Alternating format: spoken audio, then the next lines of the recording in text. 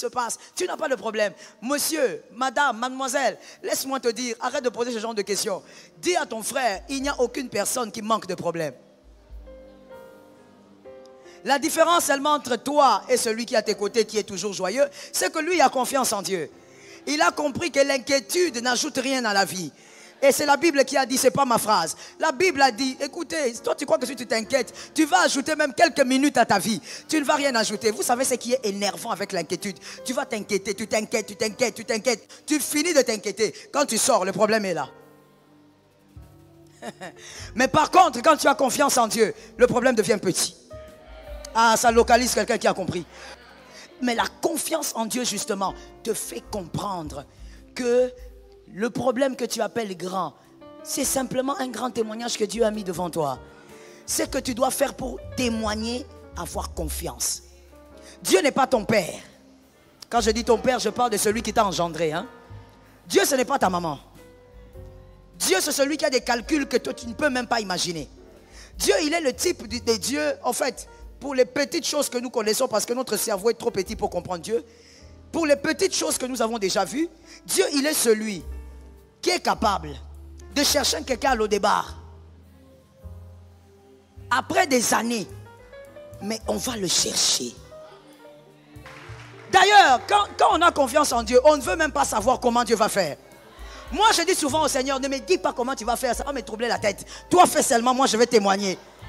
Est-ce que quelqu'un m'a entendu? Toi, fais seulement, moi, je vais célébrer. Celui qui a confiance en Dieu va vaincre les batailles sans prière.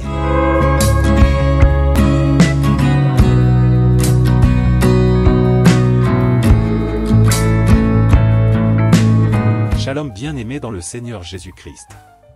Aujourd'hui, la servante de Dieu Joël Gloria Cabassel, pasteur principal de l'église Assemblée évangélique Nouvelle Alliance de Kinshasa, nous exhorte d'avoir confiance en Dieu. Ces combats par lesquels tu passes font partie du grand témoignage pour ta vie. La Bible nous rappelle que les circonstances peuvent changer à tout moment, modestement ou significativement. En pensant à l'avenir, nous sommes avertis de ne pas mettre notre confiance dans l'être humain, dont la vie n'est qu'un souffle. Avoir confiance en Dieu permet de patienter, de tenir et de supporter les épreuves. Cela permet également de montrer notre degré de foi.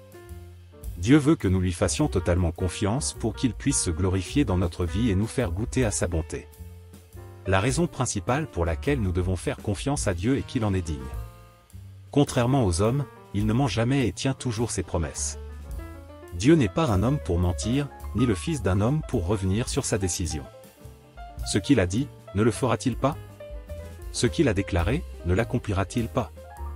Nombre 23 verset 19, Psaume 89 verset 34, contrairement aux hommes, il a le pouvoir d'accomplir ses plans et ses desseins. Ésaïe 14 verset 24 dit, l'Éternel, le Maître de l'univers, en a fait le serment, oui, tout se passera comme je l'ai projeté, ce que j'ai décidé s'accomplira.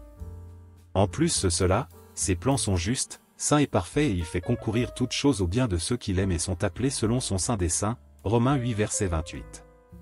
Si nous cherchons à connaître Dieu par la parole, nous verrons qu'il est digne de confiance et notre foi en lui grandira quotidiennement. Le connaître, c'est lui faire confiance.